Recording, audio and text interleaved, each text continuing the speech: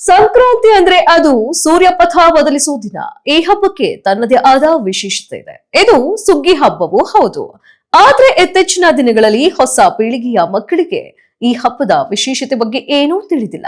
ಇದೇ ಕಾರಣಕ್ಕೆ ಧಾರವಾಡದ ಕಾಲೇಜು ಒಂದರಲ್ಲಿ ಈ ಹಬ್ಬದ ಕುರಿತು ಮಕ್ಕಳಿಗೆ ಮಾಹಿತಿ ನೀಡೋದಲ್ಲದೆ ದೇಶದ ವಿವಿಧ ಕಡೆಗಳಲ್ಲಿ ಈ ಹಬ್ಬವನ್ನ ಹೇಗೆ ಆಚರಿಸುತ್ತಾರೆ ಅನ್ನೋದನ್ನ ತಿಳಿಸಲಾಯಿತು. ಆ ಮೂಲಕ ಸಂಕ್ರಾಂತಿ ಹಬ್ಬದ ವಿಶೇಷತೆಯನ್ನ ಉಳಿಸೋ ಯತ್ನವನ್ನ ಮಾಡಲಾಗಿದೆ.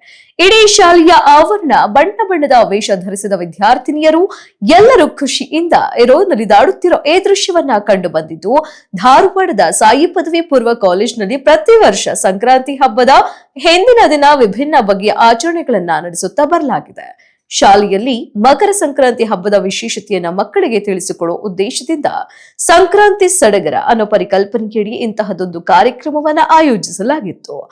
ಅಲ್ಲದೆ ಹಬ್ಬದ ದಿನ ನಡೆಯೋ ನೃತ್ಯಗಳನ್ನ ಆಯೋಜಿಸಲಾಗಿತ್ತು.